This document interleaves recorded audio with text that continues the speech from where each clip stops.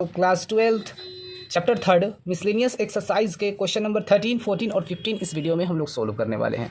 ठीक है, चलिए हम लोग इसको सोल्व करते हैं। देख लीजिए, इफ़ ए हमारा मैट्रिक्स दे रखा है इज सच डैट ये A X square is equal to I identity matrix. ठीक है, इसका मतलब क्या होता है यहाँ देख लीजिए। अब आप A X square is equal to identity matrix है, आइडेंटिटी मैट्रिक्स। तो ए एक्स स्क्वायर का मतलब A into A is equal to identity matrix.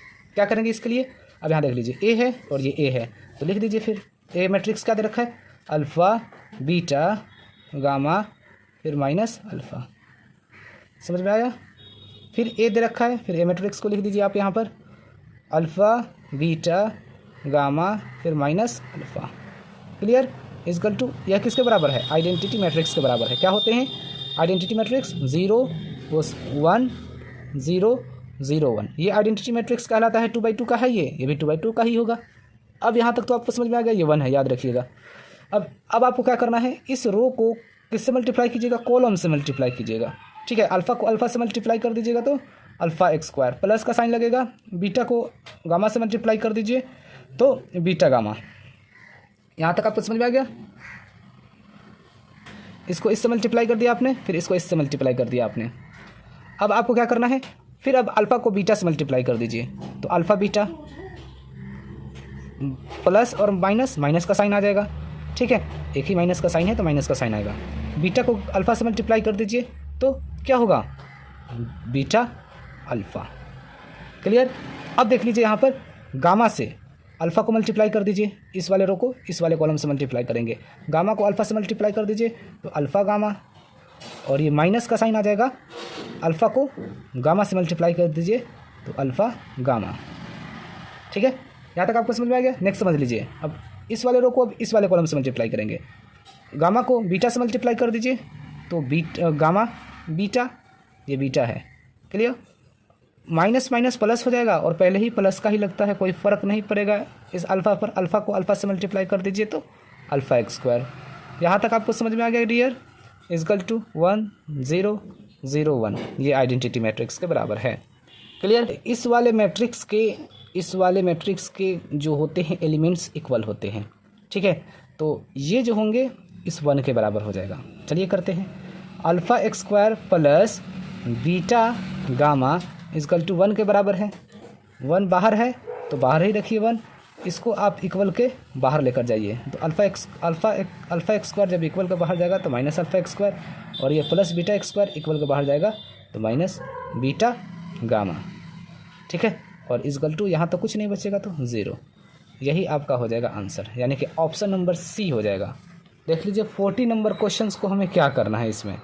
If the matrix A is both symmetric and skew symmetric then. देख, अगर कोई मैट्रिक्स है ए, ठीक है, ए कोई मैट्रिक्स है, अगर उसको ट्रांसपोज करने पर वह ए आ जा रहा है तो वह हमारा सिमेट्रिक कहलाएगा।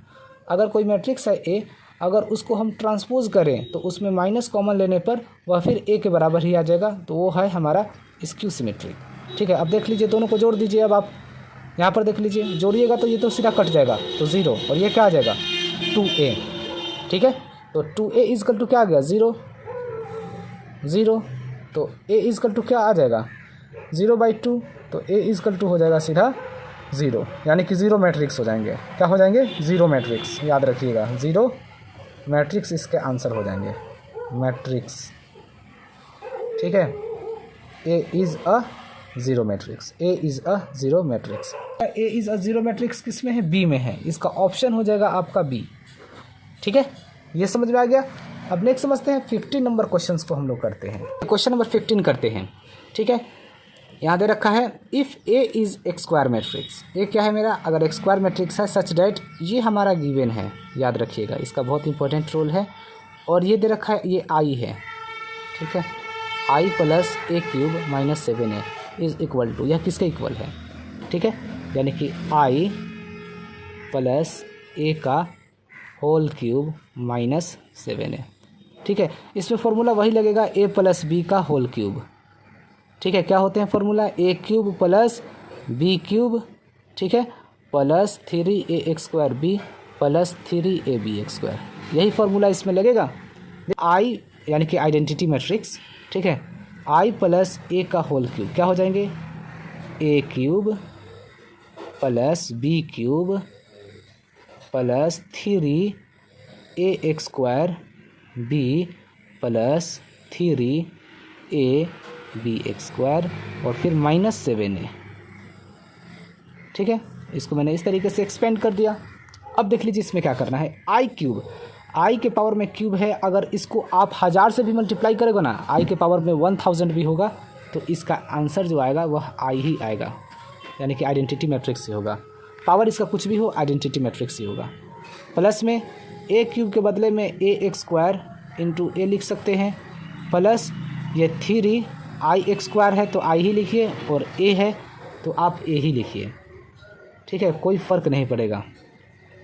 ठीक है, आई एक्स स्क्वायर को आई ही ए ही आ जाएगा। ठीक है, प्लस ये 3 आई और ये ए एक्स स्क्वायर है तो ए एक्स स्क्वायर के बदले में हम क्या लिख सकते हैं, ए एक्स स्क्वायर किसके बराबर है, ए के बराबर है, -7a।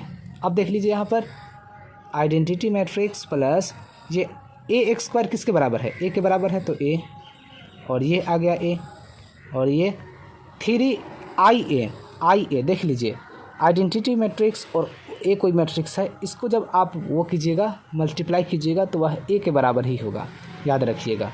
तो यह ए के बराबर ही होगा, यानी कि 3a प्लस ये भी क्या हो जाएगा, ए के बराबर ही होगा तो 3a -7a। अब यहाँ देख लीजिए i = आई प्लस ए से मल्टीप्लाई करेंगे तो ए एक्स स्क्वायर, और ए एक्स स्क्वायर का वैल्यू क्या होते हैं, ए गिवन है यहाँ पर, प्लस में 3a और 3a कितने हो जाएंगे, 6a, और ये -7a।